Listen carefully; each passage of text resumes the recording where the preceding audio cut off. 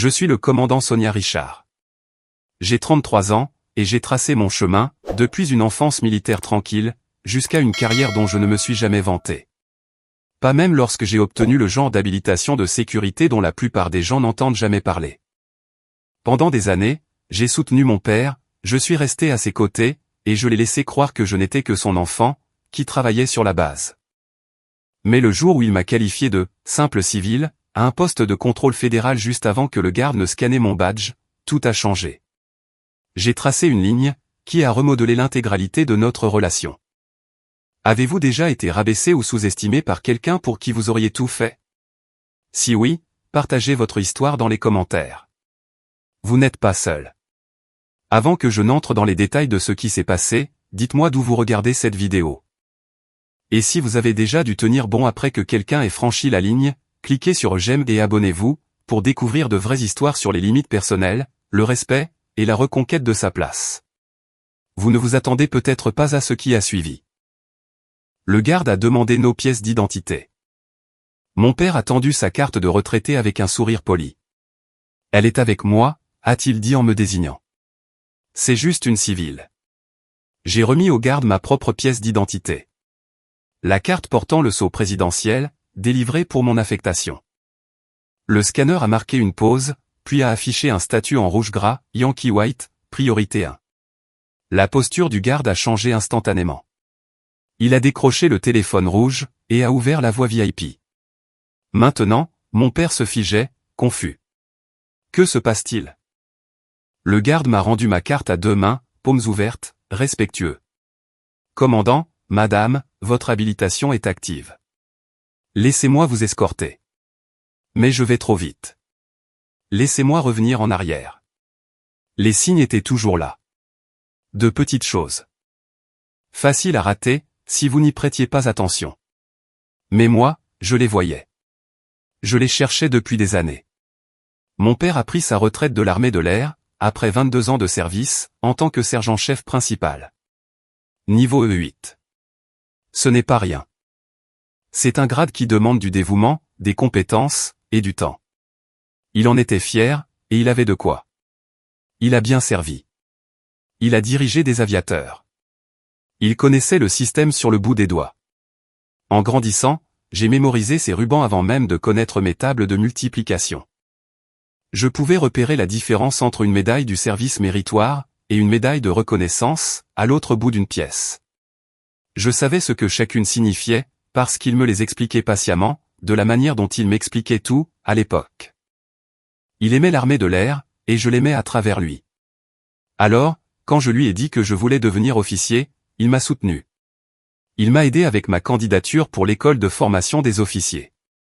Il m'a conduite à mes rendez-vous médicaux.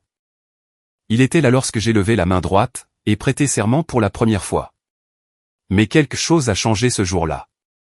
Je me souviens qu'après la cérémonie, il m'a serré dans ses bras et a dit « Eh bien, maintenant tu es mon supérieur en grade. » Techniquement, c'était une blague. J'ai ri. Il a ri. Mais derrière la blague, il y avait autre chose. Quelque chose qu'aucun de nous n'a abordé. Au fil du temps, ce non-dit s'est amplifié. J'ai commencé comme sous-lieutenant, niveau O1, à 23 ans. Toute nouvelle, enthousiaste, débordée. Je l'appelais souvent, durant ses premiers mois. Je voulais ses conseils. Il avait été sous-officier, certes, mais il savait comment les choses fonctionnaient. Il connaissait la culture, les règles non écrites, la façon dont le grade et les responsabilités s'entrecroisaient. Mais quand je lui posais des questions sur la gestion de ma première affectation, il éludait. « Tu es un officier maintenant, disait-il.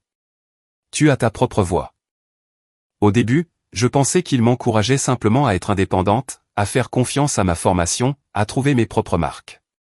Mais ensuite, c'est arrivé encore et encore. Quand je suis devenu premier lieutenant à 25 ans, j'ai appelé pour le lui dire. Il m'a félicité, mais la conversation a été brève. Il ne m'a pas posé de questions sur mes nouvelles fonctions. Il ne m'a pas demandé où je serais affecté ensuite. Il a changé de sujet, pour parler de son jardin, de ses rendez-vous à la VA, les affaires des vétérans, de la météo. Au moment où j'ai obtenu mes galons de capitaine à 28 ans, j'avais cessé de m'attendre à ce qu'il pose des questions. Et quand j'ai été sélectionné pour le grade de commandant à 33 ans, le niveau O4, le grade où l'on commence à porter un vrai poids, de vraies responsabilités, il a dit, c'est super, ma chérie. Ta mère serait fière. Ma mère est décédée quand j'avais 19 ans, avant que je ne m'engage. La mentionner ressemblait à un moyen de combler le vide, de reconnaître quelque chose sans s'y engager. Je n'ai pas insisté. Je me suis dit que ce n'était pas personnel. Peut-être qu'il vieillissait simplement. Peut-être avait-il dit tout ce qu'il avait à dire sur l'armée, au cours de sa propre carrière. Peut-être qu'il ne voulait pas la revivre à travers la mienne. Mais ensuite sont venus les petits moments, les commentaires, les suppositions. Lors d'une visite pour les fêtes, j'étais à la maison pour Thanksgiving. Ma tante m'a demandé sur quoi j'avais travaillé dernièrement. Avant que je puisse répondre, mon père est intervenu. Oh, elle pousse des papiers, a-t-il dit avec un sourire. Elle garde probablement le café chaud pour les vrais officiers. Tout le monde a ri. J'ai souri, mais je ne l'ai pas corrigé. La vérité, c'est que je venais de terminer un déploiement dans un lieu tenu secret, où je gérais la logistique d'opérations de haut niveau. J'avais passé 6 mois à coordonner des mouvements dont je ne pouvais pas parler, à résoudre des problèmes dont la plupart des gens ignoreraient toujours l'existence. Mais je n'ai pas dit cela. J'ai laissé passer la blague. Une autre fois, nous sommes allés déjeuner près de la base, dans un petit restaurant qui offrait une réduction aux militaires. Mon père a tendu sa carte d'identité de retraité à la caisse, fier comme toujours. La caissière a enregistré l'achat, puis m'a regardé. « Vous êtes militaire aussi ?» Avant que je puisse répondre, mon père l'a interrompu d'un geste de la main. « Ce n'est qu'une civile aujourd'hui.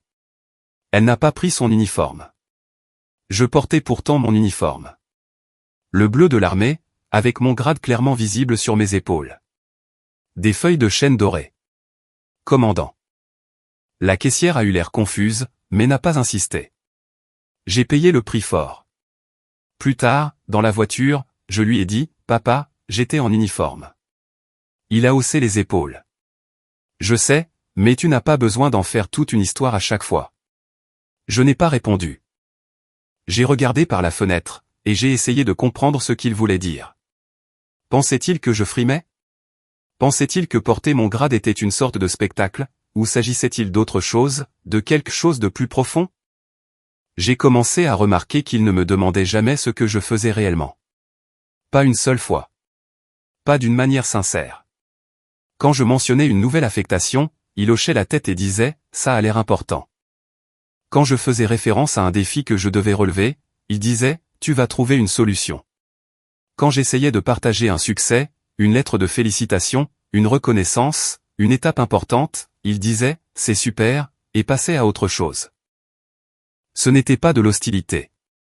C'était de l'absence. Un refus de s'engager avec la réalité de ce que j'étais devenu. Et le pire, c'est qu'il continuait à me présenter de la même manière. C'est ma fille. Elle travaille sur la base. Elle est dans l'armée de l'air. Rien d'extraordinaire. Rien d'extraordinaire. J'étais commandant. Je détenais une habilitation dont la plupart des gens ignoraient l'existence. On m'avait confié des responsabilités qui exigeaient des années de vérification, d'évaluation et de confiance. J'avais gagné mon poste par mes performances, pas par ma proximité. Mais pour lui, j'étais encore en train d'apprendre les ficelles du métier. Il disait ça à des proches, à ses amis, à des inconnus à la VA. Elle est jeune, elle apprend encore les ficelles. J'avais 33 ans. J'étais dans le service depuis plus d'une décennie. La tension n'était pas bruyante. Elle n'était pas explosive. Elle était constante, cumulative, une lente érosion de reconnaissance. Et puis, il m'a demandé de l'emmener sur une base à accès restreint. Il y a un événement, a-t-il dit. La cérémonie de retraite d'un vieux copain à moi. J'aimerais y être. Bien sûr, ai-je dit. Je peux te faire entrer. Il a souri. Bien. Ils nous feront signe de passer. J'ai toujours mes accréditations. Je ne l'ai pas corrigé. Je ne lui ai pas expliqué comment cela fonctionnait réellement. J'ai juste dit que je le retrouverais à la porte, à 14 heures. Le jour est arrivé. Nous avons conduit séparément. Je suis arrivé la première, je me suis garé, et j'ai attendu près du centre de contrôle des visiteurs. Il s'est garé quelques minutes plus tard, confiant, détendu. Prête, a-t-il demandé. Prête. Nous avons marché ensemble vers le point de contrôle d'entrée. La barrière de sécurité était clairement marquée. Personnel armé, file d'inspection des véhicules, un protocole strict. Le sergent d'état-major Elias Ward gardait la porte. Jeune, professionnel, vif. Il s'est avancé à notre approche. Pièce d'identité, s'il vous plaît.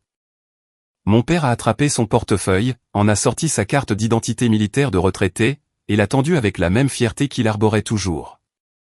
Elle est avec moi, a-t-il dit en me désignant. C'est juste une civile. Je n'ai rien dit. J'ai plongé la main dans ma poche, et j'ai remis au sergent Ward ma propre carte d'identité. La carte avec le sceau présidentiel. Le sergent Ward a pris la carte, y a jeté un coup d'œil, puis l'a passée dans le scanner. Pendant un instant, tout était encore routinier. Puis le scanner a bipé. L'écran a clignoté en rouge, Yankee White, priorité 1. Les yeux de Ward se sont écarquillés juste un peu. Assez pour que je le remarque. Il a redressé sa posture, a changé d'appui, et a décroché le téléphone rouge fixé sur le pupitre de sécurité. Il n'a pas regardé mon père. Il m'a regardé, moi. Ouvrez la voie VIP.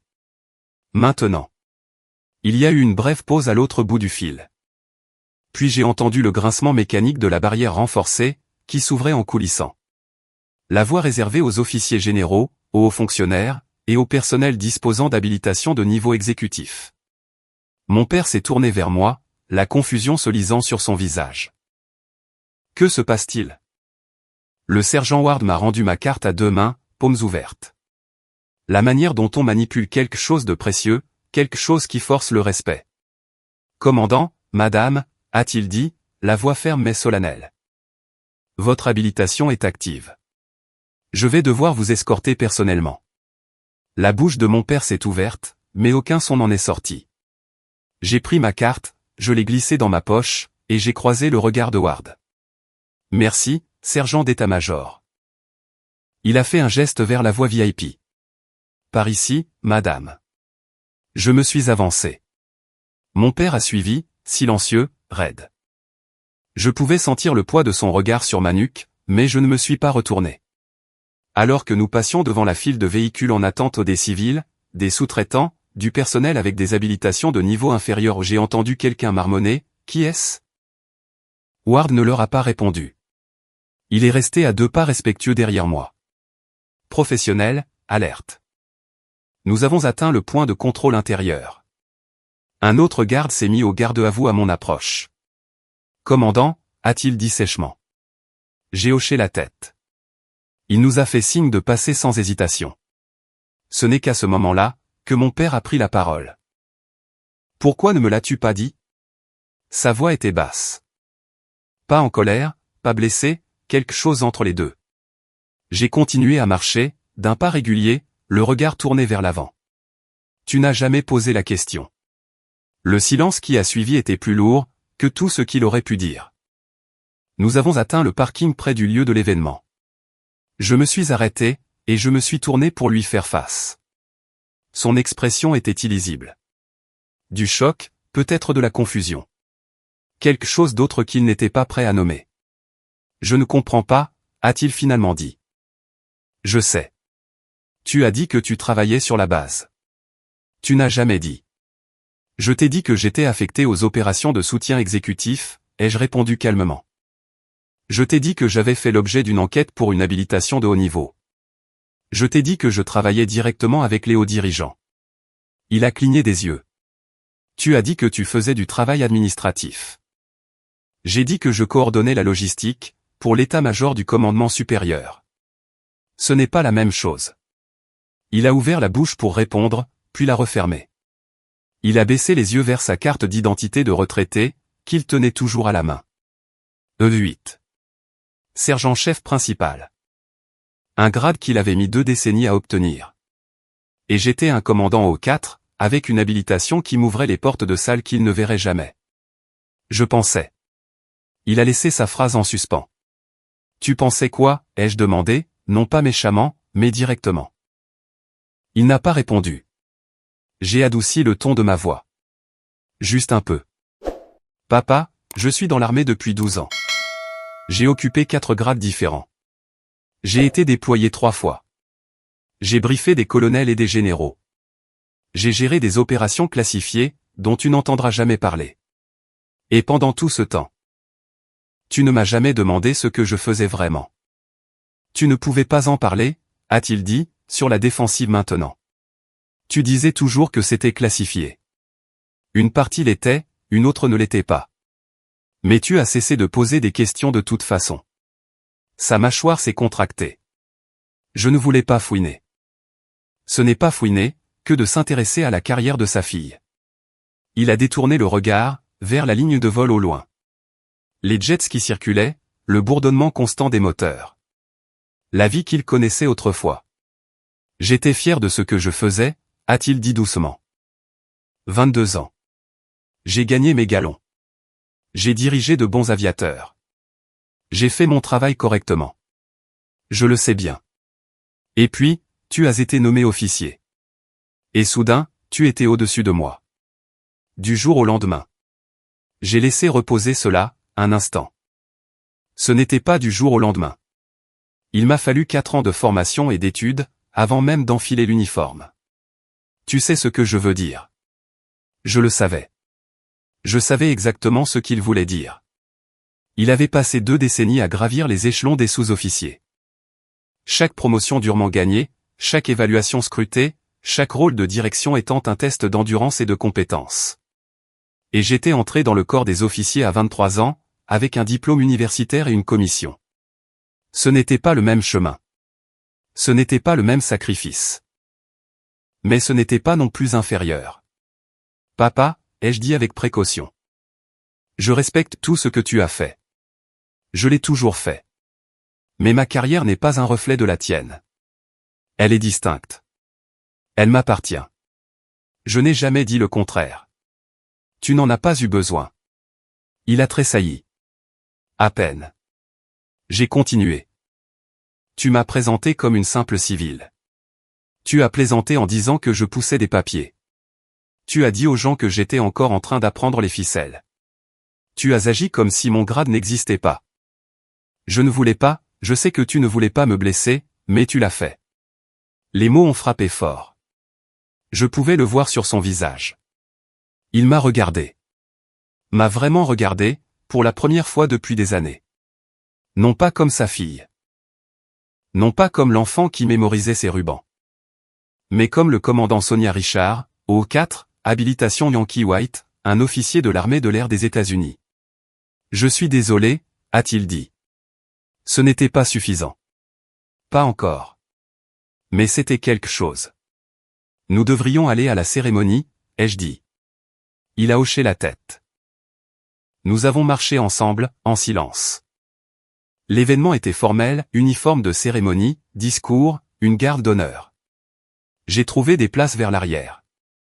Mon père s'est assis à côté de moi, raide, mal à l'aise. À mi-chemin, un lieutenant-colonel s'est approché. Marakim, ma supérieure directe. Elle était calme, précise, le genre d'officier qui forçait le respect, sans avoir à élever la voix. Commandant Richard, a-t-il dit en me saluant d'un signe de tête. Puis elle a jeté un œil à mon père. Est-ce votre père? Oui, madame. Je vous présente Thomas Richard, sergent-chef principal à la retraite. C'est un honneur, sergent, a-t-elle dit en lui tendant la main. Il l'a serré, visiblement pris au dépourvu. Merci, madame. Elle s'est tournée vers moi. Je voulais vous faire savoir que le colonel Mercé vous a spécifiquement demandé, pour le prochain tour de briefing. Il est impressionné par votre travail. Merci, madame. Je serai prête. Je sais que vous le serez. Elle a fait un nouveau signe de tête à mon père, puis s'est éloignée. Mon père l'a regardé partir. Qui est-ce? Ma supérieure, le lieutenant-colonel Kim. Elle est sous tes ordres? Non, je suis sous les siens. Il a assimilé l'information. Et ce colonel Mercé? Le commandant du groupe. O6. Son visage a blêmi. Tu briefes des colonels? Parfois des généraux. Je n'ai pas répondu. Il est resté assis là, absorbant l'information, recalculant. La cérémonie s'est terminée. Les gens sont sortis. Mon père s'est levé lentement, toujours hébété. Alors que nous retournions vers le parking, il a dit « Je ne savais pas, je sais. » J'aurais dû demander. Oui. Il a cessé de marcher, et s'est tourné vers moi. Je suis fier de toi. Je voulais le croire, mais les mots semblaient arriver tard. Une réaction. Merci, ai-je dit. Nous avons atteint sa voiture. Il l'a déverrouillée, mais n'est pas monté. Il est resté là, les clés à la main, me regardant comme s'il me voyait pour la première fois. Sonia. Il a hésité. Est-ce qu'on peut recommencer à zéro? J'y ai réfléchi. Recommencer à zéro, comme si rien de tout cela n'était arrivé. Comme si des années de dédain pouvaient être effacées, avec de bonnes intentions. Non, ai-je dit honnêtement. Mais nous pouvons commencer à partir d'ici. Il a hoché la tête lentement. D'accord. Je dois retourner au travail. D'accord. Je me suis retourné pour partir, puis je me suis arrêté. Papa. Ouais. La prochaine fois que tu me présentes, utilise mon grade. Il a dégluti difficilement. Je le ferai. Je me suis éloigné. Je ne me suis pas retourné. J'ai grandi en regardant mon père porter son uniforme comme une armure. Repassé, précis, fier. Il était sergent-chef principal. E8. Pour lui, ce n'était pas qu'un simple grade. C'était une identité. Le point culminant de la discipline, du sacrifice, et du temps. Il s'était engagé jeune, à 18 ans, juste après le lycée. Pas d'université, pas de plan de secours. Juste la conviction que l'armée de l'air lui donnerait une structure, un but, un avenir. Et elle l'a fait. Il a travaillé pendant des années à la maintenance sur les lignes de vol. De longs quarts de travail, des travaux pénibles, du carburéacteur sous les ongles, des taches de graisse sur son uniforme qui ne partaient jamais vraiment. Il a progressé lentement. De E1 à E2, puis E3. Chaque promotion était une validation, la preuve que le travail acharné comptait. Au moment où je suis né, il était déjà sergent technique E6. Respecté, fiable, le genre de sous-officier que les jeunes aviateurs admiraient. Je me souviens de lui rentrant tard, épuisé, mais s'arrêtant toujours pour vérifier mes devoirs, me demandant toujours comment s'était passée ma journée. Trouvant toujours du temps, même lorsqu'il n'en avait presque pas. Ma mère plaisantait souvent en disant qu'il gérait notre foyer comme une ligne de vol. Tout était programmé, tout était entretenu, tout était comptabilisé. Elle n'avait pas tort. Il m'a appris la discipline, avant même que je connaisse le mot. La routine, la responsabilité. Comment faire un lit au carré, comment se tenir droite, comment regarder quelqu'un dans les yeux quand on lui parle. Les détails comptent, disait-il. Dans l'armée de l'air, dans la vie, les détails comptent. Je le croyais. Quand j'ai eu 14 ans, il a obtenu ses galons de E8. Sergent-chef principal. C'était un événement important. Une cérémonie de promotion, un gâteau dans la salle de repos, des poignées de main d'officier. Je l'ai regardé se tenir au garde à vous, pendant que le commandant lisait sa citation. Je l'ai regardé accepter son nouveau grade avec une fierté tranquille. Pas de frime, pas de grand discours. Juste une poignée de main ferme, et un merci. Ensuite, il m'a pris à part. Tu vois ça? A-t-il dit en montrant les nouvelles rayures sur sa manche. C'est 20 ans de travail. Chaque jour, chaque décision, chaque fois que j'ai choisi de faire ce qui est juste, même quand c'était difficile. Je le vois, ai-je répondu. Bien. Souviens-t'en. Je m'en suis souvenu. Ma mère est décédée 1 an plus tard. Un cancer. Rapide et brutal. Papa ne s'est pas effondré. Il ne pouvait pas. Il avait un travail. Il avait une mission. Il m'avait moi. Alors, il a continué. Il s'est présenté. Il a performé. Il a dirigé. Mais quelque chose en lui s'est durci. Comme s'il avait scellé la partie de lui qui pouvait se permettre de trop ressentir. Quand je lui ai dit que je voulais rejoindre l'armée de l'air, il n'a pas essayé de m'en dissuader. Il a juste demandé, engagé ou officier? Officier, ai-je dit. Je veux une commission. Il a hoché la tête lentement. Alors tu auras d'abord besoin d'un diplôme. Je sais. Il m'a aidé à postuler dans des universités, m'a aidé à m'y retrouver dans les bourses ROTC, le corps d'entraînement des officiers de réserve, m'a conduite aux visites de campus. Mais il y avait désormais une distance, une formalité. Je pense qu'une partie de lui aurait voulu que je m'engage comme sous-officier. Pour suivre son chemin. Pour comprendre le service de la manière dont il le comprenait, depuis la base, étape par étape, galon par galon. Mais je ne l'ai pas fait. Je suis allé à l'université. J'ai étudié le management. J'ai rejoint le ROTC. J'ai appris l'exercice militaire, la théorie du leadership, l'histoire militaire. Et quand j'ai obtenu ma commission à 23 ans, je suis devenu sous-lieutenant. Aubin. Techniquement, je lui étais supérieur en grade. Il m'a félicité. Il m'a serré la main. Il a pris des photos. Mais quelque chose a changé ce jour-là. Quelque chose qu'aucun de nous n'a nommé. Au cours des années suivantes, j'ai gravi les échelons de manière constante. Aubin, OO2, puis OO3. Capitaine à 28 ans. Chaque promotion m'a semblé durement gagnée. Je ne me la coulais pas douce. J'ai fait de longues heures, j'ai accepté des missions difficiles, j'ai été déployé dans des endroits que je ne pouvais pas nommer. Mais mon père a cessé de s'intéresser à ma carrière. Au début, je pensais que c'était à cause des classifications. J'avais été affecté à des opérations dont je ne pouvais pas discuter en détail. J'ai supposé qu'il respectait cette limite. Mais même lorsque j'ai essayé de partager les parties non classifiées ou les défis de leadership, les leçons apprises, les petites victoires, il esquivait. On dirait que tu t'en sors bien, disait-il. Tu as ton propre chemin maintenant. Je suis sûr que tu vas y arriver. C'était d'un grand soutien, mais de manière superficielle. Il ne s'impliquait pas. Il n'était pas intéressé. J'ai commencé à l'appeler moins souvent. Non pas par colère, mais par épuisement. Il était fatigant d'offrir des morceaux de ma vie, et de les voir poliment refusés. Au moment où je suis devenu commandant à 33 ans, je ne m'attendais plus à ce qu'il me pose des questions. Je l'ai quand même appelé pour lui annoncer la nouvelle. Par devoir. Par habitude. C'est super, Sonia, a-t-il dit. Ta mère serait fière. Je l'ai remercié. Nous avons parlé de son jardin. La conversation a duré 7 minutes. J'ai raccroché et je me suis assise dans mon logement vide sur la base, fixant les feuilles de chêne dorées que je venais d'épingler sur mes épaules. J'ai pensé aux années qu'il m'avait fallu pour en arriver là. Aux évaluations, aux déploiements, aux nuits tardives et aux matins précoces. Aux décisions qui m'empêchaient de dormir.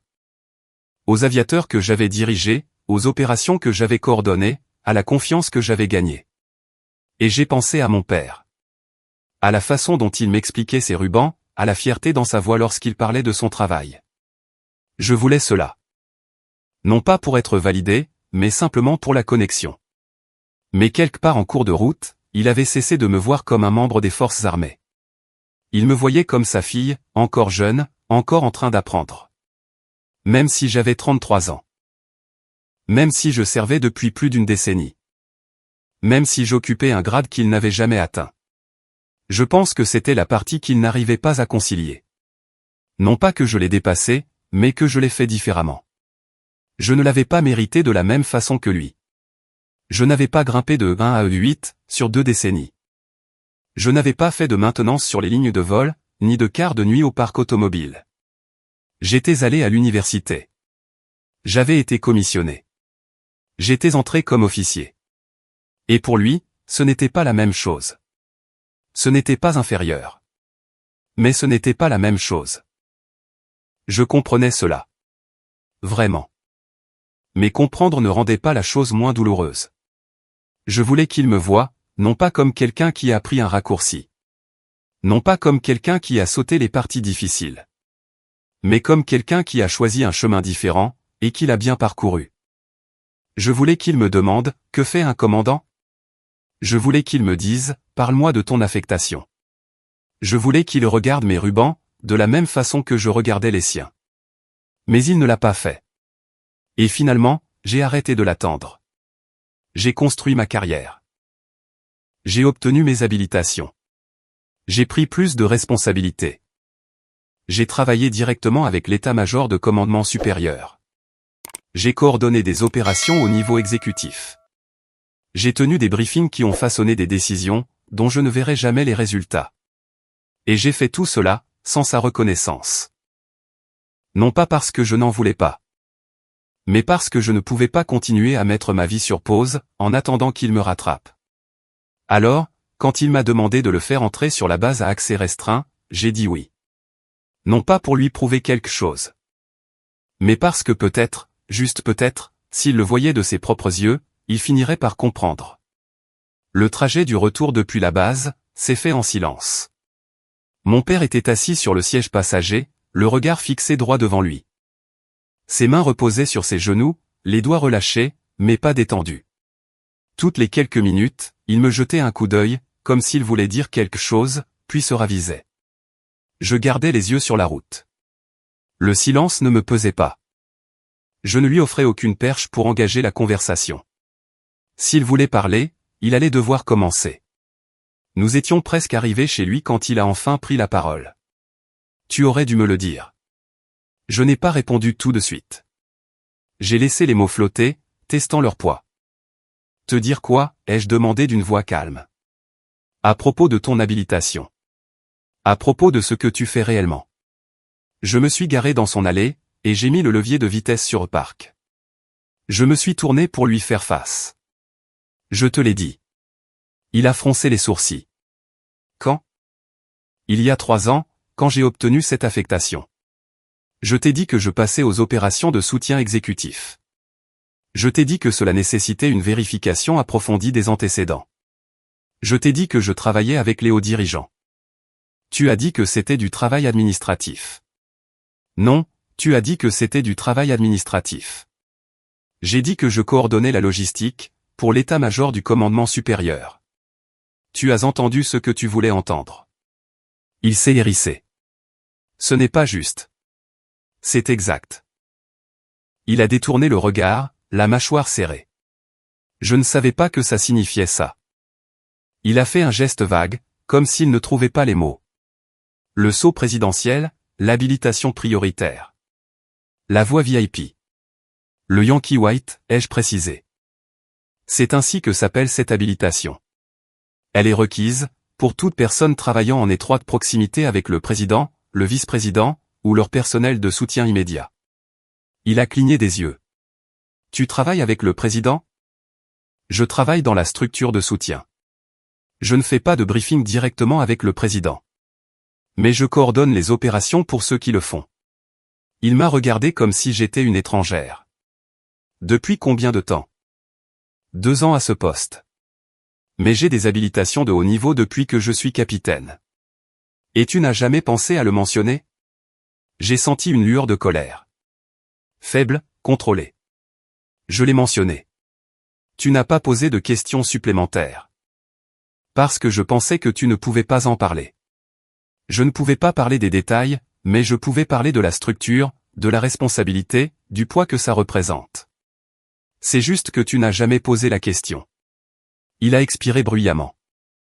Parce que tu donnais l'impression de ne pas vouloir en parler. Je ne donnais aucune impression. Je répondais à tes questions. C'est toi qui as simplement arrêté d'en poser. Il a ouvert la bouche pour protester, puis s'est arrêté. Ses épaules se sont affaissées. Je ne savais pas comment poser la question. Pourquoi ça? Il n'a pas répondu tout de suite. Il a baissé les yeux vers ses mains. Des mains rugueuses, marquées par des années de travail de maintenance. Des mains qui avaient construit des choses, réparé des choses, maintenu des choses ensemble. Parce que tu es devenu quelque chose que je ne comprenais pas, a-t-il dit doucement. Et voilà. La vérité, sous les faux fuyants. Je suis toujours ta fille, ai-je dit. Je sais. Mais tu es aussi un commandant avec une habilitation dont je n'ai jamais entendu parler. Travaillant dans des endroits que je ne verrai jamais. Et je ne sais pas comment te parler de ça. Tu me parles comme tu l'as toujours fait. Tu poses des questions. Tu écoutes. Ce n'est pas si simple. Ça l'est, en fait. Il a secoué la tête. Tu ne comprends pas, alors, explique-moi. Il a levé les yeux, et, pour la première fois, j'ai vu quelque chose d'aviv dans son expression. Pas de la colère, pas une posture défensive. Quelque chose de plus proche de la blessure. J'ai passé 22 ans à gagner mon grade, a-t-il dit. Chaque galon, chaque promotion, chaque évaluation. J'ai travaillé pour ça. J'ai saigné pour ça. Et j'en étais fier. Je sais. Et puis, tu as été commissionné. Et soudainement, du jour au lendemain, tu étais officier. Tu m'as dépassé en grade, avant même d'avoir été déployé. Ce n'était pas du jour au lendemain. J'ai passé 4 ans à l'université et en formation ROTC. J'ai gagné ma commission. Je sais que tu l'as fait, mais ce n'était pas la même chose. Non, ce n'était pas la même chose. Mais ça ne rend pas la chose moins valide. Il a détourné le regard. Je ne dis pas que ce n'est pas valide. Alors, qu'est-ce que tu dis? Il est resté silencieux pendant un long moment. Quand il a enfin pris la parole, sa voix était plus douce. Je dis que je ne savais pas comment être fier de toi, sans avoir l'impression d'être laissé pour compte. Ces mots m'ont frappé plus fort que je ne l'aurais cru. Je savais qu'il avait du mal avec mon grade. Je savais qu'il ressentait une sorte de décalage, mais je n'avais pas réalisé à quel point c'était profond. Papa, ai-je dit avec précaution. Ma carrière n'est pas une compétition avec la tienne. Je le sais, rationnellement. Je le sais. Mais je ne le ressens pas toujours comme ça. Pourquoi pas? Il s'est frotté le visage. Parce que je te regarde, et je vois tout ce que je n'ai pas pu être. L'éducation, les habilitations, l'accès, le respect qui vient avec ces feuilles de chêne. Tu avais le respect. Tu étais un sergent-chef principal.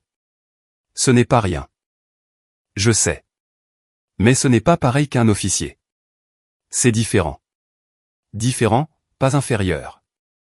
Tu ne comprends pas, a-t-il dit, la frustration revenant dans sa voix. Tu ne sais pas ce que c'est que de travailler toute sa carrière, et de s'entendre dire qu'on n'est pas qualifié pour prendre certaines décisions. De s'asseoir dans des réunions, et d'être ignoré parce qu'on est un sous-officier, pas un officier commissionné. Je ne l'ai pas interrompu. Je l'ai laissé parler. Je respectais les officiers. Je suivais les ordres. J'ai fait mon travail. Mais il y a toujours une ligne que je ne pouvais pas franchir. Et tu l'as franchie dès le premier jour, avant même d'avoir vu un déploiement. Je comprends que cela te semble injuste. Ce n'est pas une question de justice. C'est une question de... Je ne sais pas, de fierté, et de honte. De ne pas savoir comment contenir les deux en même temps. Il m'a regardé, et je l'ai vu clairement à ce moment-là. Le père qui m'a élevé. Le sergent-chef principal qui a dirigé des aviateurs pendant plus de 2 décennies. Et l'homme qui ne parvenait pas à concilier les deux. Je suis fier de toi, a-t-il dit. Je le suis. Mais je suis aussi, je ne sais pas embarrassé, confus. Je regarde ce que tu as accompli, et j'ai l'impression que j'aurais dû faire plus, être plus. Tu as fait amplement. Je n'en ai pas l'impression. Ce n'est pas de ma faute. Les mots sont sortis plus durement que je ne le voulais. Il a tressailli. J'ai adouci mon ton. Je n'essaie pas d'être cruel.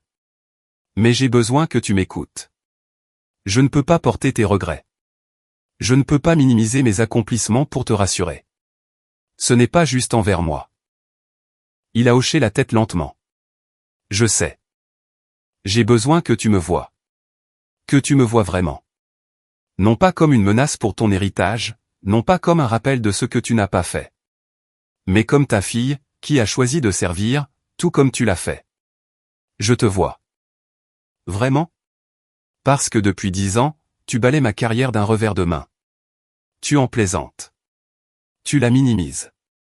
Tu me présentes comme une simple civile, même quand je me tiens devant toi en uniforme. Il a grimacé. Je ne voulais pas, je sais que tu ne voulais pas me blesser. Mais tu l'as fait. Et j'ai besoin que tu le comprennes. Il a encaissé le coup. Silencieux, assimilant l'information. Finalement, il a dit, je suis désolé. Ce n'était pas suffisant. Pas encore. Mais c'était un début. Merci, ai-je répondu. Nous sommes restés là encore un moment, sans parler. Existant simplement dans le même espace. Finalement, il a ouvert la portière de la voiture. Je devrais te laisser retourner au travail. D'accord. Il a fait une pause, un pied sur l'allée. Sonia. Oui. Je te vois. Peut-être pas comme je devrais. Mais j'essaie. J'ai hoché la tête. C'est tout ce que je demande. Il est sorti de la voiture. Je l'ai regardé marcher jusqu'à sa porte d'entrée, plus lentement que dans mes souvenirs. Je ne suis pas parti avant qu'il ne soit à l'intérieur. Les semaines qui ont suivi ont été calmes. Mon père n'a pas appelé. Je n'ai pas cherché à le contacter. Ce n'était pas de l'hostilité. C'était de l'espace. Le genre de distance qui permet aux choses de se tasser, avant qu'elles ne puissent être reconstruites. Je me suis plongé dans le travail. Mon affectation me tenait occupé. Je coordonnais des plannings, gérais la logistique de briefing de haut niveau, veillais à ce que chaque détail soit pris en compte. Le genre de travail qui exigeait de la précision, et qui ne laissait pas beaucoup de place à la distraction, ce qui m'allait très bien. Un après-midi, le lieutenant-colonel Kim est passé à mon bureau. Elle n'a pas frappé. Elle ne le faisait jamais. Commandant, a-t-elle dit en s'appuyant contre le cadre de la porte. Vous avez fait de longues heures dernièrement. J'ai levé les yeux de mon écran. Je m'assure juste que tout soit à jour, madame. Elle m'a étudié pendant un moment. Calme, perspicace, le genre d'officier qui remarquait ce que les gens ne disaient pas, tout va bien. Oui, madame. Vous êtes sûr? J'ai hésité. Des histoires de famille. Rien qui n'affecte mon travail. Je n'ai pas dit que ça affectait votre travail. Elle est entrée dans le bureau, et a fermé la porte derrière elle. Je vous demande si vous allez bien. J'ai posé mon stylo. Je vais bien, madame. Je gère juste certaines choses. Elle a hoché la tête. Votre père? Je n'aurais pas dû être surprise. Kim était perspicace. Elle avait probablement remarqué la tension lors de la cérémonie de départ à la retraite. Oui, madame. Il a du mal avec votre grade? Quelque chose comme ça. Elle a tiré une chaise, et s'est assise. Mon père était aussi sous-officier. Sergent de première classe dans l'armée de terre, E7. Quand j'ai été commissionné, il a arrêté de me parler pendant 6 mois. J'ai cligné des yeux. 6 mois. Ouais. Il ne répondait pas à mes appels.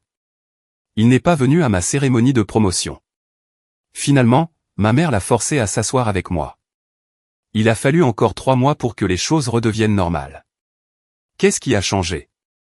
Il m'a vu en action. J'étais déployé, et il est venu à un événement de l'unité. Il m'a vu briefer une salle remplie d'officiers supérieurs. Il les a vus m'écouter. Après ça, il a dit, je ne savais pas que tu savais faire ça. Et ça a arrangé les choses. Pas immédiatement. Mais ça a lancé le processus. Elle s'est adossée à sa chaise.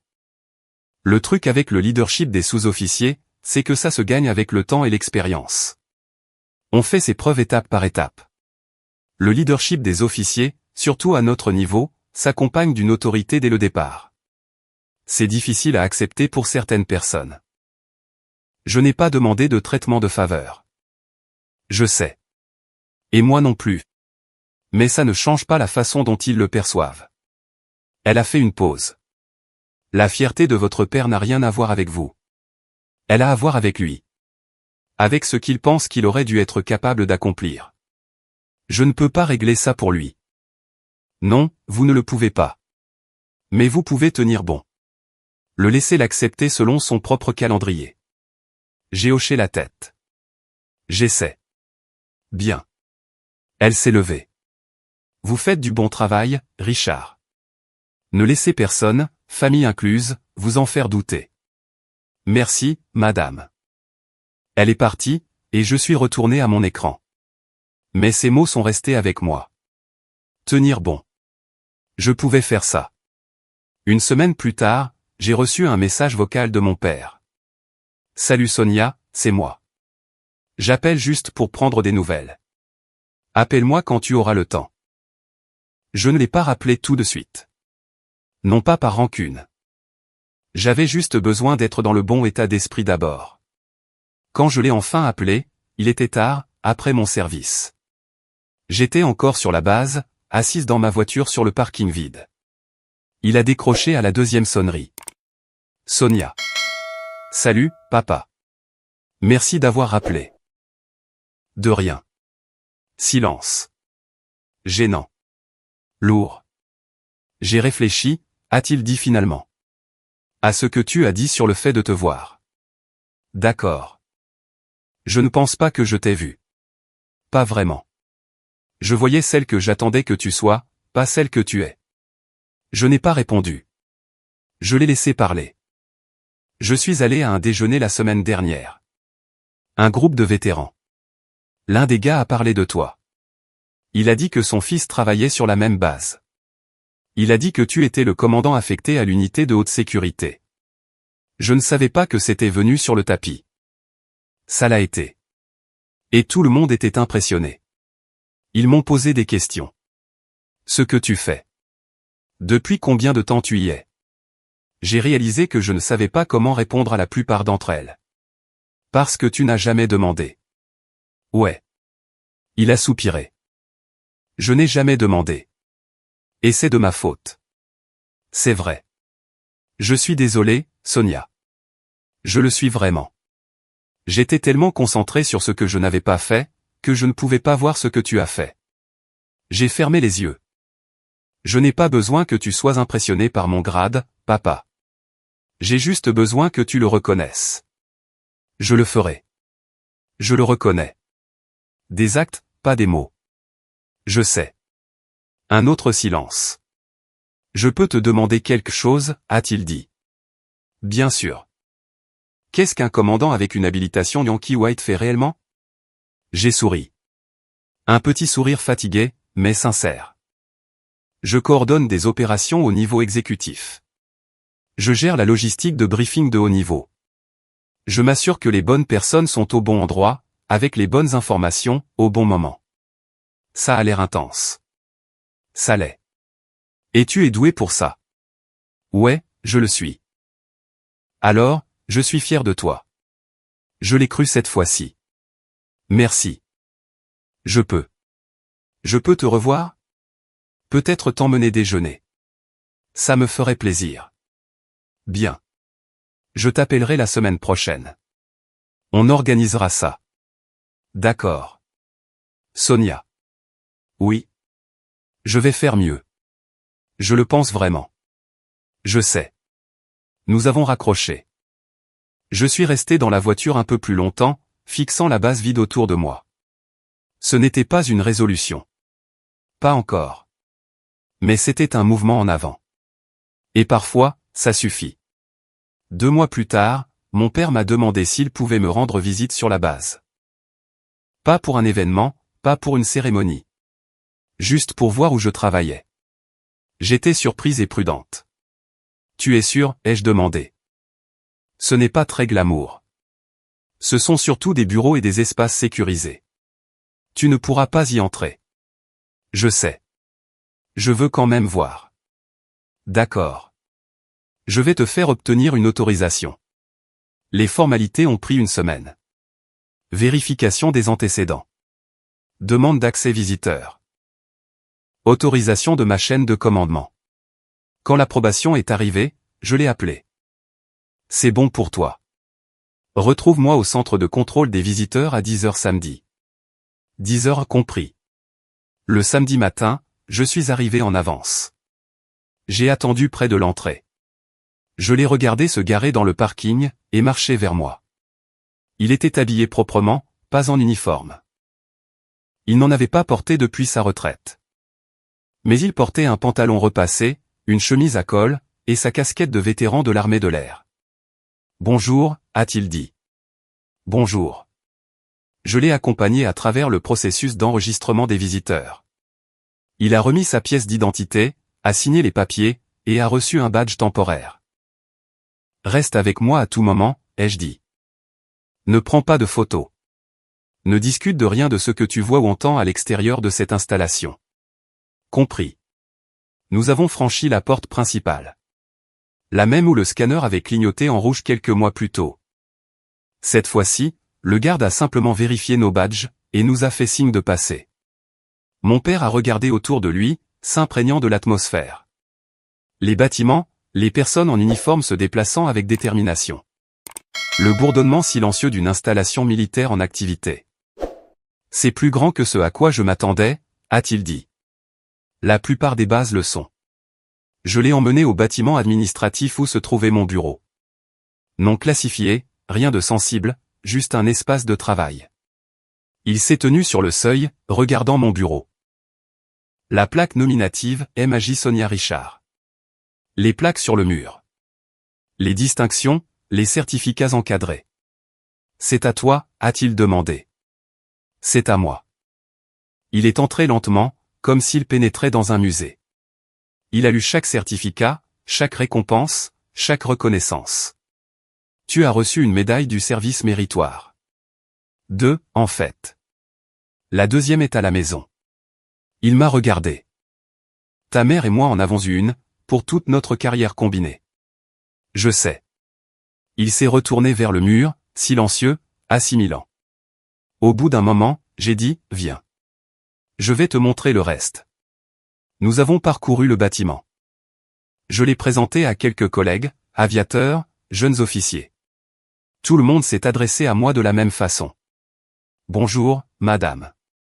Oui, mon commandant. Tout de suite, mon commandant. Mon père écoutait, regardait, absorbait. À un moment donné, un capitaine s'est approché. Commandant Richard. Avez-vous un moment? J'ai besoin de votre avis sur le planning des briefings. Bien sûr. Je vous présente mon père, le sergent-chef principal à la retraite, Richard. Le capitaine a tendu la main. C'est un honneur, sergent. Merci pour votre service. Mon père lui a serré la main, visiblement surpris. Merci, monsieur. Nous nous sommes mis à l'écart pour passer en revue le planning. Mon père se tenait à proximité, silencieux, observant. Quand nous avons eu fini, le capitaine a hoché la tête. Merci, madame. Je vais ajuster en conséquence. Il s'est éloigné. Mon père m'a regardé. Tu viens de dire à un capitaine ce qu'il devait faire. Je ne lui ai pas dit de le faire. Je l'ai conseillé. Mais oui, dans cette affectation, je coordonne des plannings qui affectent des officiers à tous les niveaux. Il a secoué la tête lentement. Je ne savais pas, je sais. Nous avons continué la visite. Je lui ai montré les salles de briefing, une fois qu'il a été autorisé à voir les espaces de conférence. Les couloirs silencieux où les décisions étaient prises. Au moment où nous avons terminé, il était plus de midi. Tu as faim, ai-je demandé. Ouais. Nous sommes allés aux messes de la base. J'ai pris un plateau. Il a fait de même. Pendant que nous mangions, il a dit, tu portes beaucoup de responsabilités ici. C'est vrai. Est-ce que ça t'atteint parfois? Parfois. Mais je savais dans quoi je m'engageais. Il a hoché la tête. Je peux le voir, maintenant. Vraiment? Ouais. Il a posé sa fourchette. Je vois la façon dont les gens te regardent. La façon dont ils t'écoutent quand tu parles. Le respect que tu as gagné. Il a fait une pause. Je te vois, Sonia. Je te vois vraiment. Je l'ai cru. Après le déjeuner, nous sommes retournés au parking. Il s'est arrêté près de sa voiture, et s'est tourné vers moi. Merci de m'avoir laissé voir ça. Je t'en prie. Je le pense vraiment. J'avais besoin de le voir, pour comprendre. Je sais. Il a hésité. Je veux faire mieux. Être un meilleur père. Alors, pose-moi des questions. Montre de l'intérêt. Ne tire pas de conclusions hâtives. Je le ferai. Bien. Il a ouvert la portière de sa voiture, puis s'est arrêté. Sonia. Oui. Je suis fier de toi. J'aurais dû le dire il y a des années, mais je le dis maintenant. Merci. Il est monté dans sa voiture. Je l'ai regardé s'éloigner, et cette fois-ci, son départ n'a pas ressemblé à une fin. Cela ressemblait à un commencement. 6 mois plus tard, nous étions de retour à un point de contrôle d'une base. Base différente, affectation différente, même routine. J'étais muté dans une autre unité à haute sécurité. Mon père m'a demandé s'il pouvait m'accompagner en voiture et m'aider à emménager. J'ai dit oui. Nous sommes arrivés à la porte à 13 heures. Un jeune aviateur s'est avancé. Visage frais, probablement sa première affectation. Pièce d'identité, s'il vous plaît. J'ai remis mes accréditations. Mon père a remis sa carte de retraité. L'aviateur a d'abord scanné la mienne. Le système a bipé. Habilitation confirmée. Commandant. Bienvenue. Vous êtes autorisé à entrer. Il a regardé mon père. Et vous, sergent? Mon père a souri. Je suis juste là pour l'aider à emménager. C'est d'elle que vous devez vous inquiéter. L'aviateur a fait un grand sourire. Bien reçu. Bonne journée, madame. Nous avons avancé. Mon père m'a jeté un coup d'œil. Tu as remarqué que je ne t'ai pas traité de civil cette fois-ci. J'ai remarqué. Progrès. Progrès. Nous nous sommes garés dans le parking près de mon nouveau bâtiment. Nous avons commencé à décharger les cartons. Mon père portait les plus lourds sans se plaindre. Nous travaillions dans un silence confortable. À un moment donné, un colonel est passé par là, m'a vu, et s'est arrêté. Commandant Richard. Oui, monsieur. Colonel Adrian Mercé. Je serai votre commandant de groupe. Bienvenue dans l'unité. Merci, monsieur. Il a regardé mon père. La famille est au déménagement? Oui, monsieur. Je vous présente mon père. Le sergent-chef principal à la retraite Richard. Mercé a tendu la main. Ravi de vous rencontrer, sergent. Vous avez élevé un officier d'enfer. Mon père lui a serré la main, se redressant légèrement. Merci, monsieur. Elle l'a fait toute seule. Mercé a souri. J'en doute. Il s'est tourné vers moi. Installez-vous. Nous ferons un vrai briefing de bienvenue lundi. Oui, monsieur. Il s'est éloigné. Mon père l'a regardé partir, puis m'a regardé. Un colonel vient de dire que j'ai élevé un officier d'enfer. Il l'a dit. Et tu étais d'accord avec moi quand j'ai dit que tu l'avais fait toute seule. Parce que c'est vrai. Il a secoué la tête en souriant. Tu es incroyable, Sonia. Je suis ta fille. Ouais, c'est vrai. Nous avons fini de décharger. Je lui ai fait visiter mes nouveaux quartiers. Petit mais fonctionnel. Suffisamment d'espace pour ce dont j'avais besoin. Il m'a aidé à déballer. Nous avons installé mon bureau, accroché mon uniforme, rangé mes livres. Quand nous avons eu fini, il s'est assis sur le canapé. Tu vas faire de grandes choses ici. C'est mon intention. Je sais que tu le feras. Il a fait une pause. Et je veux en entendre parler. Tout. Tout ce que tu pourras partager. Je te le dirai. Bien. Il s'est levé. Je devrais prendre la route. Long trajet pour rentrer. D'accord. Je l'ai accompagné jusqu'à sa voiture. Il a chargé son sac, puis s'est tourné vers moi. Je t'aime, Sonia. Je t'aime aussi, papa. Et je suis fier de toi. Je continuerai à le dire, jusqu'à ce que tu me crois. Je te crois. Il m'a serré dans ses bras. Longuement, fermement. Quand il s'est reculé, il avait les larmes aux yeux. Ta mère serait tellement fière. Je sais. Il est monté dans sa voiture, et a démarré le moteur. En s'éloignant, il a baissé la vitre. Appelle-moi quand tu auras le temps. Raconte-moi ta nouvelle affectation. Je le ferai. Il est parti. Je suis resté là à regarder, jusqu'à ce que sa voiture disparaisse au coin de la rue. Puis, je suis rentré à l'intérieur. Mon bureau était installé. Mon uniforme était accroché. Mon espace était prêt. J'avais du travail à faire. Et pour la première fois depuis des années, j'avais l'impression que mon père l'avait enfin compris. Pas seulement le grade, pas seulement l'habilitation. Mais le poids, la responsabilité, la fierté. Il m'avait comprise. Et c'était suffisant. 1 an plus tard. Encore une routine de points de contrôle. J'en avais passé des dizaines maintenant. Différentes bases, différentes affectations, même protocole. Mais celui-ci semblait différent. Mon père avait demandé à me retrouver pour déjeuner près de la base. Dans un petit restaurant que nous aimions tous les deux. À mi-chemin entre sa maison et ma base actuelle. Je suis arrivé la première, j'ai pris une table près de la fenêtre, et j'ai commandé un café. Il est entré 10 minutes plus tard, m'a repéré, et a souri. Désolé, je suis en retard. Les bouchons. Pas de problème. Il s'est assis, et a commandé ce qu'il prenait d'habitude. Nous avons parlé de tout et de rien. De la météo, des nouvelles, de son jardin. Puis il a dit, j'ai réfléchi à quelque chose. À quoi? Je veux visiter ta base à nouveau. Voir sur quoi tu travailles. Si tu es autorisé à me le montrer, bien sûr. Je peux arranger ça. Bien. Parce que je veux comprendre. Pas juste savoir. Comprendre. J'apprécie. Nous avons mangé, parlé, ri. C'était normal, facile.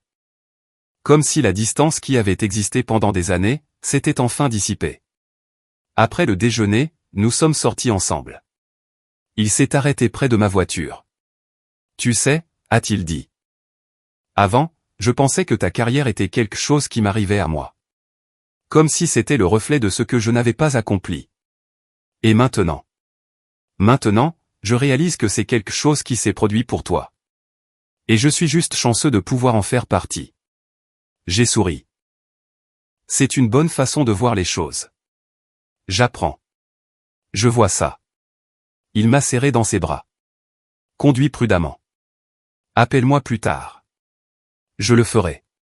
Il a marché vers sa voiture. Je suis monté dans la mienne. En retournant à la base, j'ai repensé à l'incident de la porte. Le moment où tout avait éclaté. À l'époque, j'avais vécu cela comme une trahison. Une révélation publique d'années de mépris. Mais avec le recul, j'ai réalisé que c'était nécessaire. Certaines personnes n'apprennent à vous voir qu'après que le monde l'ait fait. D'autres apprennent à vous voir, parce que vous refusez enfin de disparaître. Mon père l'a appris des deux manières. Il a vu la reconnaissance du monde, le salut du garde, le flash du scanner, l'ouverture de la voie VIP. Et il a vu mon refus de me faire petite. De minimiser mes accomplissements. De minimiser mon grade. De me faire toute petite pour son confort. Les deux étaient nécessaires. Les deux ont façonné ce que nous sommes devenus. Je me suis arrêté au point de contrôle de la base. Un jeune aviateur de première classe s'est avancé. Bonjour, madame. Je lui ai remis mes accréditations. Il les a scannées. Le système a bipé. Habilitation confirmée. Bienvenue, commandant. Passez une bonne journée.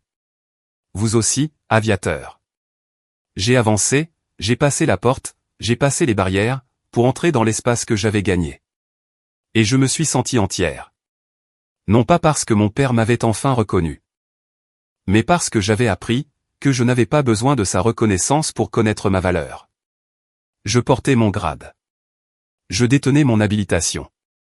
Je faisais mon travail. Et je le faisais bien. Qu'il le voie ou non, qu'il le comprenne ou non, qu'il l'accepte ou non. J'étais toujours là. Toujours à servir, toujours à diriger, toujours à m'élever. C'était mon héritage. Pas son approbation, pas sa fierté. Le mien. Je me suis garé, je suis sorti, et je suis entré dans mon bâtiment. Ma plaque nominative brillait sur la porte de mon bureau. MAJ Sonia Richard. Je suis entré, je me suis assise, j'ai ouvert mon ordinateur, et je me suis remise au travail. Parce qu'à la fin de la journée, c'est ce qui comptait le plus. Pas la porte d'entrée, pas le scanner, pas le moment où les préjugés de mon père ont volé en éclats. Mais l'accumulation silencieuse et constante de service, de leadership, d'excellence. C'était ça, la véritable histoire. Et j'étais encore en train de l'écrire. Une décision à la fois, un jour à la fois. Stable, claire, entière. 20 ans plus tard, je me tenais à l'orée de la base aérienne d'Andrew, regardant le soleil se lever sur la ligne de vol. L'air était vif. Novembre, tôt le matin. Ce genre de froid qui mord, mais qui ne fait pas encore tout à fait mal. J'avais 53 ans, maintenant. Colonel, O6. Les aigles sur mes épaules semblaient plus lourds que les feuilles de chêne ne l'avaient jamais été. Pas en termes de poids, mais par tout ce qu'il représentait. 2 décennies s'étaient écoulées depuis cet incident à la porte. Depuis que mon père avait vu mon habilitation pour la première fois. Depuis que tout avait éclaté entre nous. Beaucoup de choses avaient changé. Mon téléphone a vibré. Un SMS de ma fille. En route. C'est papa qui conduit. On devrait être là vers 9 heures. J'ai souri. J'ai répondu, à tout de suite. Ma fille, le capitaine Elena Richard, 28 ans. Oh 3. Suivant mes traces. Elle avait choisi elle-même, non pas parce que je l'avais poussée, mais parce qu'elle voulait servir. Elle avait été commissionnée 5 ans plus tôt, et avait été promue capitaine l'année dernière. Elle était vive, déterminée. Tout ce que j'avais été à son âge, mais d'une certaine manière, plus solide, plus sûre d'elle. Elle avait appris en m'observant, en observant son grand-père, en comprenant l'héritage complexe du service militaire qui traversait notre famille comme un courant. Son mari, Marcus, était civil, ingénieur logiciel. Un homme bon, patient, d'un grand soutien. Il comprenait que la carrière d'Elena s'accompagnait d'exigences, auxquelles la plupart des conjoints n'étaient pas confrontés. Déploiement, longues heures, jours fériés manqués. Il gérait cela avec grâce. Ils faisaient la route ensemble pour la cérémonie d'aujourd'hui. Ma cérémonie de départ à la retraite. La fin officielle de 32 ans de service. J'avais pris la décision 6 mois plus tôt. Non pas parce que je le devais. J'aurais pu rester plus longtemps, devenir général, peut-être. Les étoiles étaient à ma portée, si je les voulais. Mais je ne les voulais pas. J'avais fait ce que j'étais venu faire. J'avais bien dirigé, servi honorablement, fait une différence dans la vie des aviateurs sous mon commandement, et j'étais fatigué. La bonne sorte de fatigue. Celle qui vient du travail bien fait. Mon père serait là, lui aussi. Il avait 79 ans maintenant. À la retraite depuis 26 ans. Sa santé avait décliné lentement. Rien de catastrophique, juste l'érosion progressive qui vient avec l'âge. Son dos lui faisait plus mal. Son ouïe n'était plus ce qu'elle était. Il bougeait plus lentement, mais son esprit était toujours aussi vif. Et il me posait des questions sur cette cérémonie, depuis des mois. « Tu es sûr de vouloir que je sois là ?» m'avait-il demandé la première fois que j'en avais parlé. « Bien sûr que je veux que tu sois là. Je ne veux juste pas prendre une place, qui devrait revenir à quelqu'un d'important. Papa. Tu es important. Tu es mon père. » Il s'était tu. D'accord. Je serai là. Les années entre cet incident à la porte et aujourd'hui n'avaient pas été simples.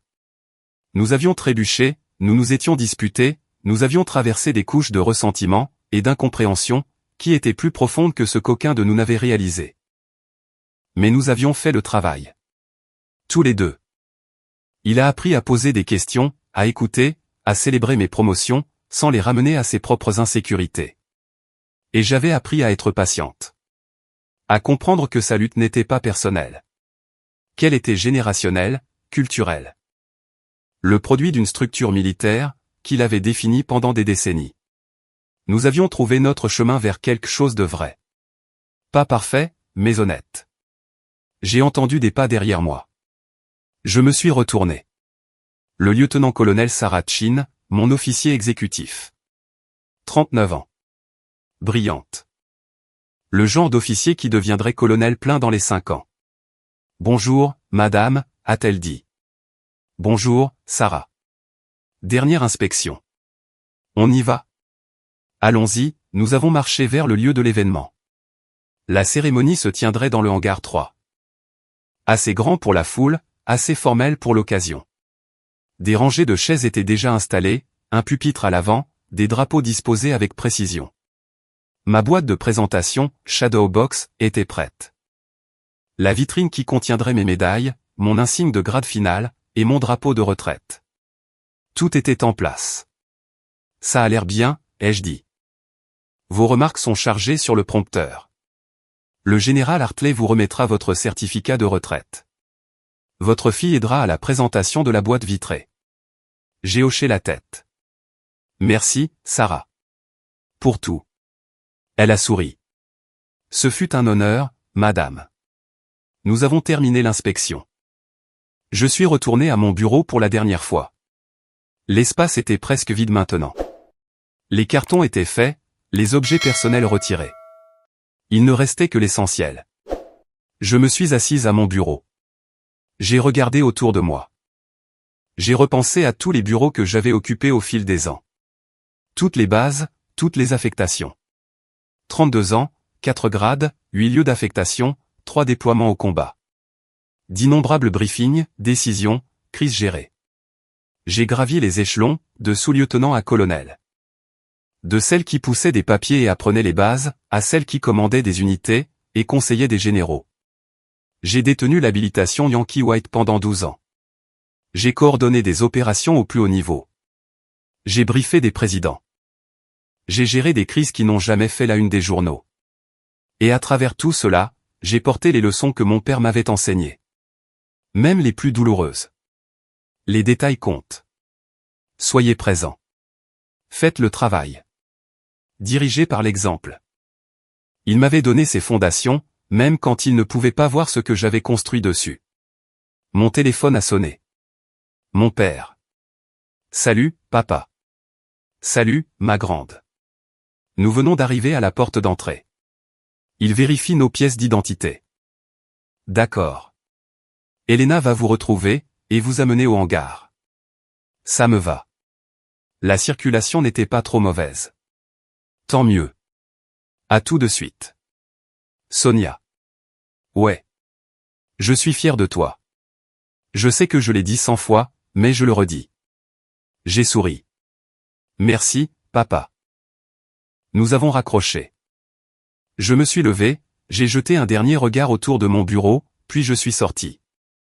Le hangar s'est rempli rapidement. Officiers, personnel enrôlé, civils, amis, collègues de toute ma carrière. Je me tenais à l'arrière, regardant les gens arriver. Des visages familiers, certains que je n'avais pas vus depuis des années. Puis je les ai vus. Mon père, se déplaçant lentement mais sûrement, s'appuyant légèrement sur une canne. Elena à ses côtés, dans son uniforme bleu de cérémonie, à l'allure impeccable. Marcus à côté d'elle, en costume.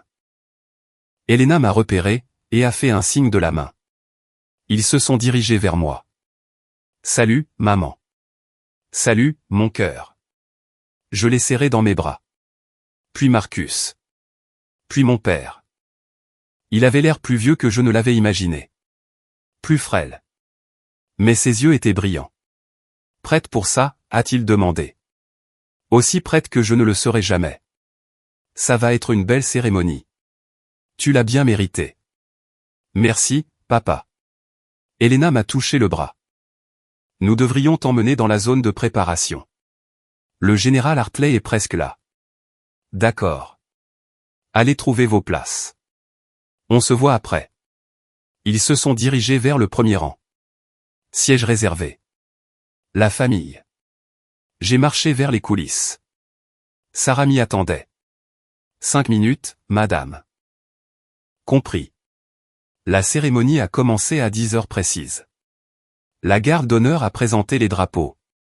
L'hymne national a retenti. Tout le monde s'est levé. Puis, le général Hartley a pris place au pupitre. 2 étoiles. Un officier de carrière, avec qui j'avais travaillé des années auparavant. Respecté. Juste. Elle a parlé de mon service, de mes affectations, de mes accomplissements, de l'impact que j'avais eu sur la force armée. C'était surréaliste d'entendre ma carrière résumée en 5 minutes. 3 décennies réduites au moment fort. Puis, ce fut mon tour. Je me suis dirigé vers le pupitre. J'ai regardé la foule. J'ai vu mon père au premier rang, les yeux fixés sur moi. Elena à côté de lui. Marcus, des amis, des collègues. J'ai pris une grande inspiration. Il y a 32 ans, j'ai levé la main droite, et prêté serment. J'avais 23 ans, je sortais tout juste de l'université. J'étais nerveuse, enthousiaste. Incertaine de ce dans quoi je m'engageais. Je venais d'une famille de militaires. Mon père a servi 22 ans en tant que sergent-chef principal. Il m'a appris ce que signifiait servir. Être présent. faire le travail, même quand c'est difficile. Il m'a donné des fondations. Mais j'ai dû construire la structure moi-même. Cette carrière n'a pas été facile. Elle a exigé des sacrifices. De longues heures, des anniversaires manqués. Des déploiements dans des endroits que je ne pouvais pas nommer. À faire un travail dont je ne pouvais pas discuter. Mais elle m'a aussi donné un but. Une communauté. L'honneur de diriger certains des meilleurs aviateurs que ce pays ait jamais produit. J'ai commis des erreurs. J'ai connu des échecs. J'ai appris de dures leçons sur le leadership, sur l'humilité. Sur le poids de la responsabilité.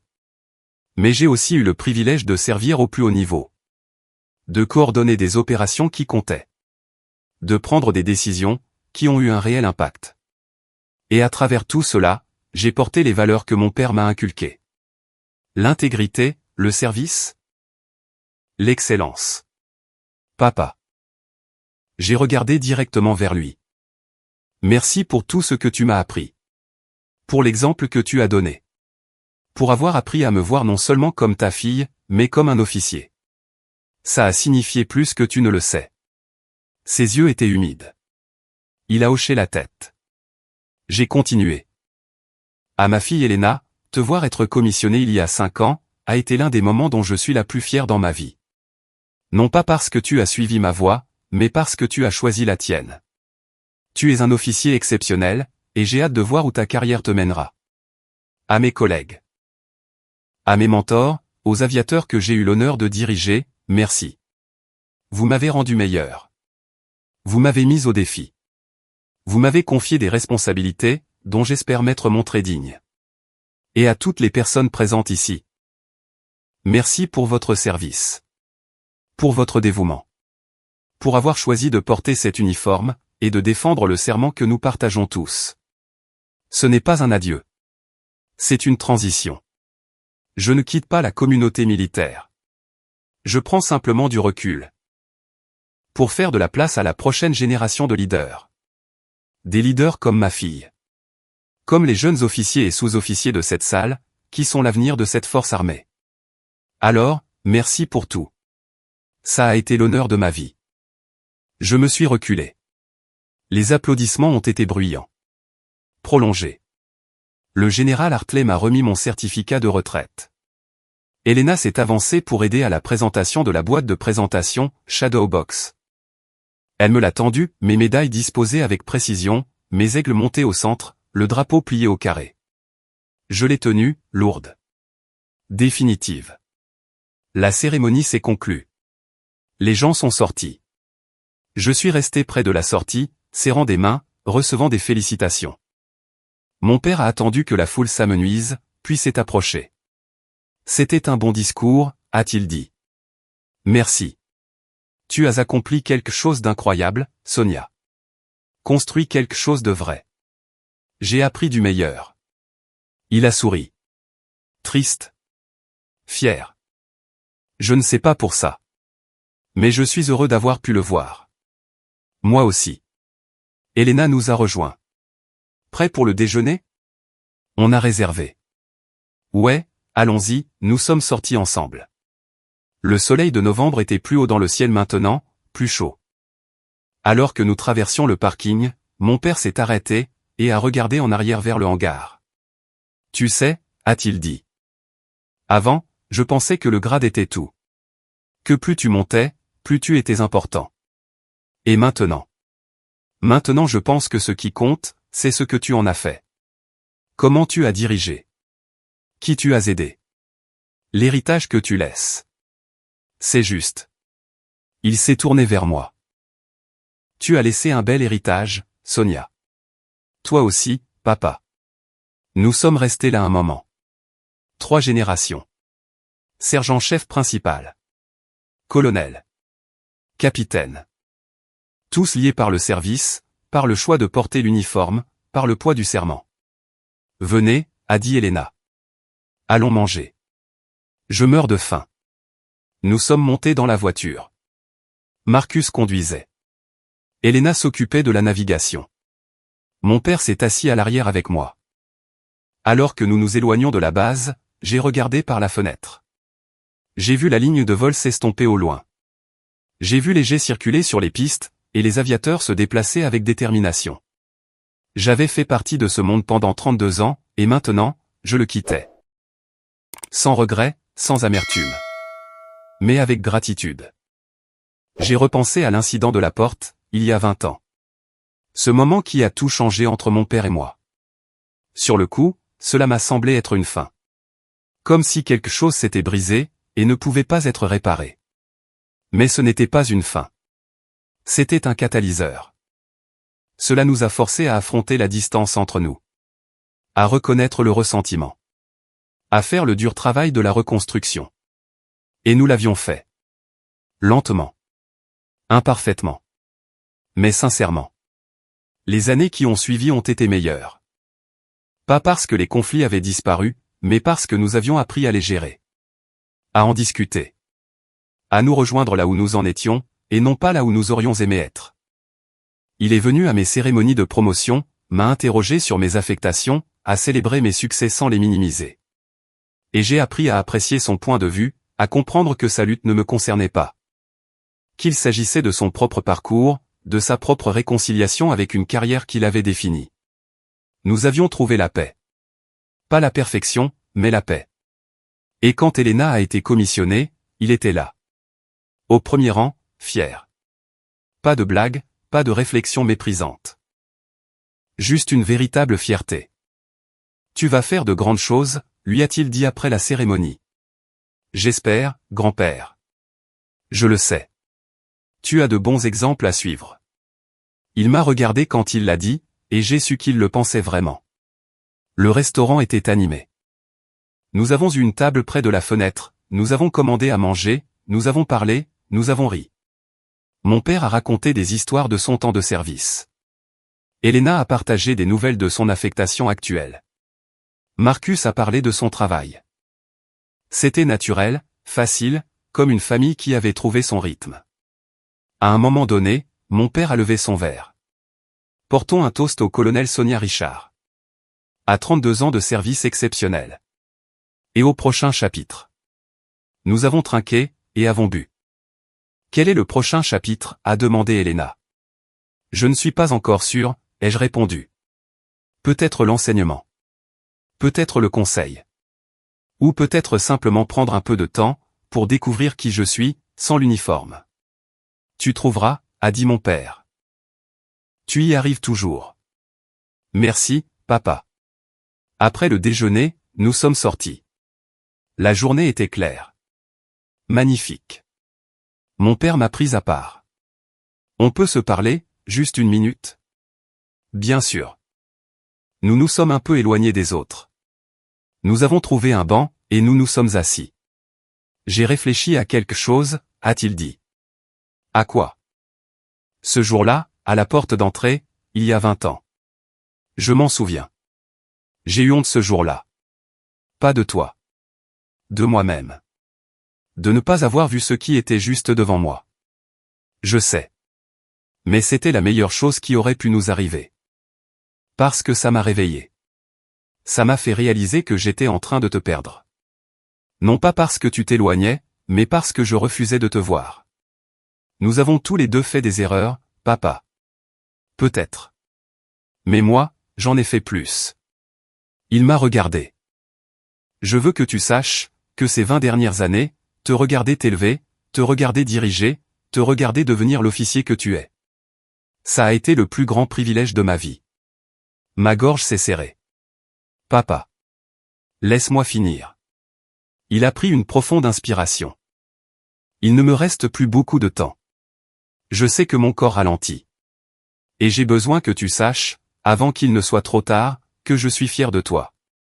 Pas à cause de ton grade, pas à cause de ton habilitation. Mais à cause de qui tu es.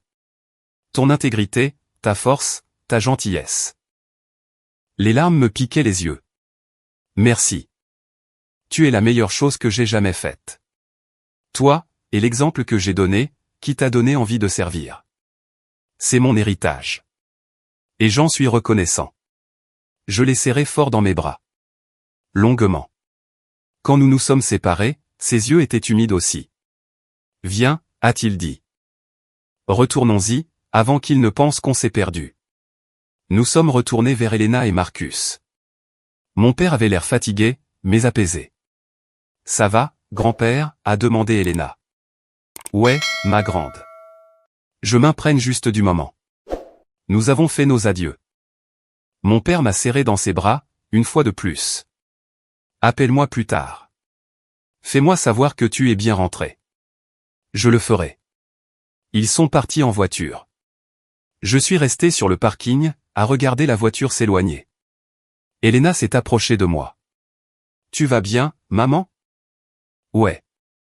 J'assimile juste tout ça. C'était une belle cérémonie. » Elle l'était. Et grand-père avait l'air vraiment heureux. Il l'était. Elle a fait une pause. « Je peux te demander quelque chose ? » « Toujours. » « Est-ce que tu le regrettes ? » « Tout ça ? » J'y ai réfléchi. Les déploiements, les moments manqués, les sacrifices. « Non » ai-je répondu. Je ne le regrette pas. C'était difficile. Mais ça en valait la peine. Tant mieux. Parce que je ne veux pas le regretter, moi non plus. Je l'ai regardé. 28 ans. Capitaine. Ma fille, qui suivait son propre chemin. Tu ne le regretteras pas, lui ai-je dit. Tant que tu resteras fidèle à toi-même. Tant que tu dirigeras avec intégrité. Tant que tu n'oublieras pas pourquoi tu as commencé. C'est ce que je ferai. Je le sais. Nous sommes restés là un moment. Mère et fille. Colonel et capitaine. 2 générations de service. 2 chemins liés par le même serment. Viens, ai-je dit. Rentrons à la maison. Nous sommes montés dans la voiture, et nous nous sommes éloignés de la base, de la cérémonie, de l'uniforme. Et pendant le trajet, j'ai pensé à la porte d'entrée, au scanner. Au moment où mon père a vu le sceau présidentiel. Ce moment avait défini tellement de choses. Mais il n'avait pas tout défini. Ce qui est venu après, importait davantage. Le travail que nous avons fait pour reconstruire. L'entente que nous avons atteinte. La paix que nous avons trouvée. C'était ça, la véritable histoire. Pas le conflit, mais la résolution. Pas la trahison, mais la guérison. Et maintenant, 20 ans plus tard, alors que je fermais ce chapitre de ma vie, j'ai réalisé quelque chose. La porte du point de contrôle n'avait pas été le moment où tout avait changé. C'était juste le moment où tout était devenu visible. Le changement s'était produit tout du long. Dans chaque promotion, chaque affectation, chaque choix que j'avais fait d'être présente, et de faire le travail. La porte nous avait simplement forcés à l'admettre. Et le reconnaître, aussi douloureux que cela ait été, nous avait libérés tous les deux. Mon père était libre de me voir tel que j'étais vraiment. Et moi, j'étais libre d'arrêter d'attendre sa permission, pour être fier de moi. C'était ça, le cadeau. C'était ça, l'héritage. Pas le grade, pas l'habilitation, pas la cérémonie. Mais la compréhension que le respect ne se donne pas, il se reconnaît. Et je l'avais gagné, bien avant que ce scanner ne clignote en rouge. Je l'avais gagné par le service, par le leadership, par l'accumulation silencieuse et constante de l'excellence. Et maintenant, 32 ans plus tard, je pouvais enfin me reposer avec cette certitude. J'étais le colonel Sonia Richard, et j'avais bien servi. C'était suffisant. Plus que suffisant. C'était tout ce qui comptait. C'est ainsi que tout a basculé. Non pas par une dispute, mais par une soudaine clarté. J'ai cessé de me faire toute petite, et il a finalement dû voir qui j'étais devenu. Et vous ? Avez-vous déjà dû tenir tête à quelqu'un, qui vous gardait enfermé dans une version de vous-même, dont vous aviez grandi ? Ont-ils changé, ou avez-vous dû vous éloigner ? Partagez votre expérience dans les commentaires. Quelqu'un d'autre aura peut-être besoin de l'entendre. Et si vous voulez d'autres histoires vraies sur les limites, le respect, et la reconnaissance de votre propre valeur, n'oubliez pas d'aimer la vidéo, de vous abonner, et d'activer les notifications. Je vous donne rendez-vous dans la prochaine.